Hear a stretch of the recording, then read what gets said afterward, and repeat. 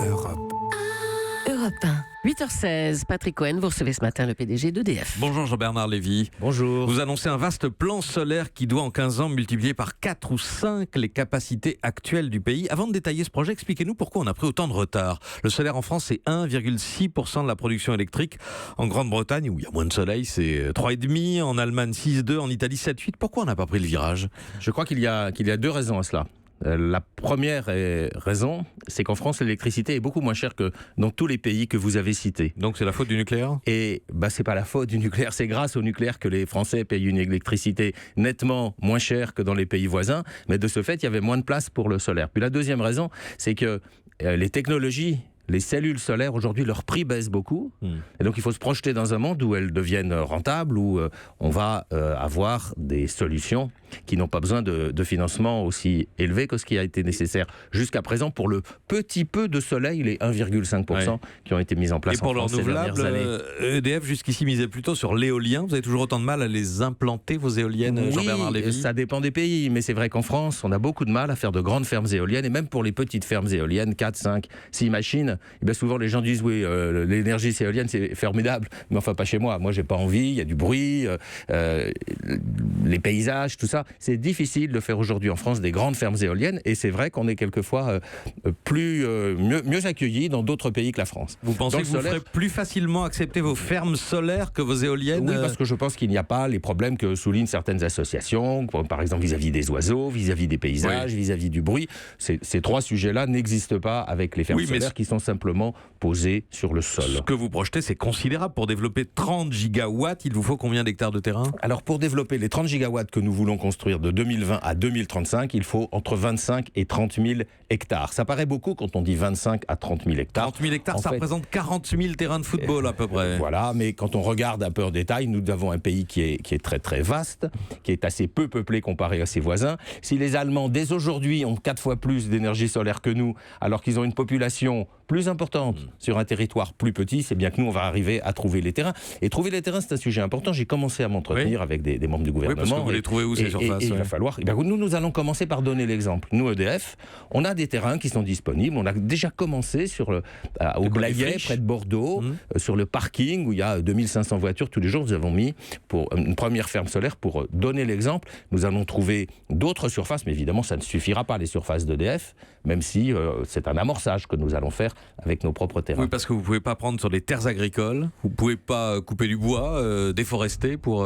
Mais il y a malgré tout des zones où on va pouvoir le faire. On va en parler avec l'État, on va en parler avec les régions. J'ai commencé à m'en entretenir aussi avec certains présidents de régions. Et il est clair que si on veut réussir la transition énergétique en France, il faut mettre beaucoup de solaire, parce que l'éolien ne suffira pas, on vient d'en parler.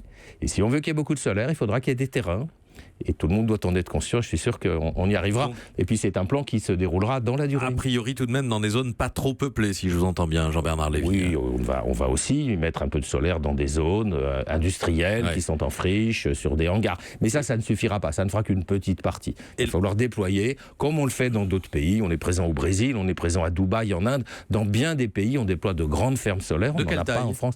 Eh bien, par exemple, à Dubaï, on construit une ferme solaire qui fait 1000 mégawatts. Elle fait 1000 mégawatts, donc elle fait à elle seule l'équivalent de 1000 hectares. 1000 hectares. C'est très simple, 1 mégawatt égale 1 hectare. C'est considérable. Le gouvernement va donc lancer des appels d'offres pour développer ces centres de production solaire ou ces fermes solaires.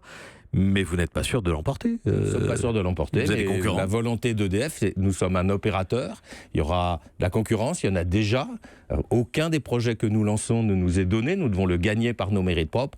Mais je crois qu'EDF, quand il se mobilise, il l'a fait dans l'histoire d'EDF pour l'hydraulique, il l'a fait pour le nucléaire, maintenant il va le faire pour le solaire. EDF, c'est une capacité de mobilisation unique, avec des compétences des hommes et des femmes qui savent réagir positivement lorsqu'ils ont ce genre de défi. Et je suis sûr qu'on va gagner beaucoup d'appels d'offres, mais je suis sûr aussi qu'on ne les gagnera pas tous. Un plan, dites-vous, qui va permettre de créer plusieurs dizaines de milliers d'emplois, des emplois induits ou des embauches chez EDF ? Eh bien, ça sera certainement des emplois chez EDF pour une partie, et puis des emplois chez des prestataires, chez des gens qui vont, par exemple, construire ces grandes étendues de panneaux solaires pour notre compte. Ce sont des investissements considérables que vous chiffrez à 25 milliards d'euros.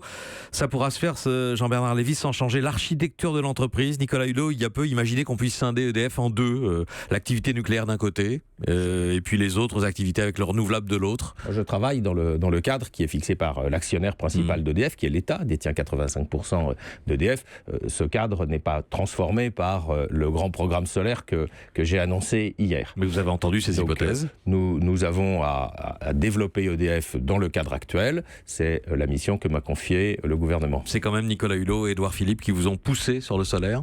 C'est la nécessité pour EDF de répondre à un grand plan de transition énergétique qui est dans la loi, qui existe dans les autres pays, qui est repris dans notre environnement, comme on le voit aujourd'hui avec la réunion sur le financement de la transition qui est organisée par le président Emmanuel Macron. Eh bien, ce sont, disons, les forces de marché aussi qui jouent beaucoup, puisque les prix ont beaucoup baissé.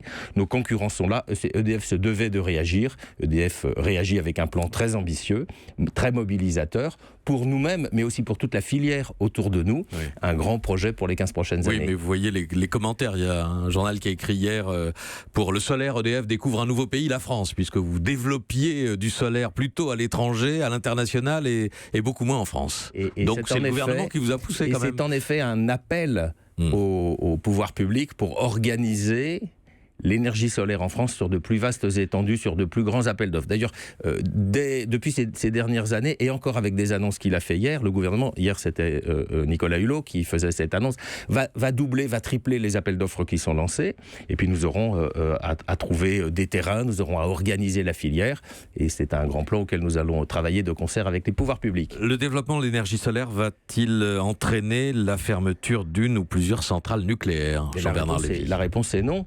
Nous avons aujourd'hui un parc nucléaire qui est important, qui assure 75% des besoins du pays. À l'horizon de 2035, il y aura de la place pour beaucoup de nucléaire et aussi beaucoup d'énergie solaire et éolienne. Le solaire ne va pas remplacer une partie du parc nucléaire ? À terme, il faudra voir, et c'est le gouvernement qui va le fixer, quelle est la part de nucléaire. Le gouvernement dit qu'elle va baisser à 50%, sans donner d'horizon fixe aujourd'hui.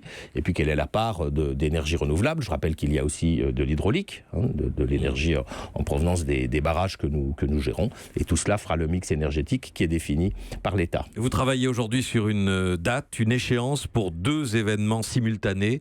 La mise en service de la centrale EPR de Flamanville et la fermeture effective de Fessenheim. Quel est votre calendrier aujourd'hui, Jean-Bernard Lévy ? Le calendrier de la mise en service de Flamanville, peu de temps après mon arrivée, il y a 3 ans, on a repris les chantiers en main. On a fixé un calendrier qui est tenu. Ce calendrier est tenu, il amène à ce que le chargement du combustible nucléaire dans la cuve de Flamanville puisse être fait exactement dans un an, en décembre 2018. Ce calendrier est tenu. Et la loi nous impose que lorsque nous commencerons à faire fonctionner Flamanville, nous devrons fermer 2 réacteurs. Ce sont les 2 réacteurs qui ont été désignés par le gouvernement, c'est Fessenheim. Donc on peut envisager au 1er janvier 2019 la mise en service simultanée de Flamanville et le retrait du... C'est exactement ça, Patrick Cohen. Du secteur le de retrait de Fessenheim simultanément avec la mise en service de Flamanville. Je voulais avoir exactement la précision. Merci Jean-Bernard Lévy, PDG du groupe EDF, d'être venu ce matin au micro d'Europe 1. Merci et bonne journée.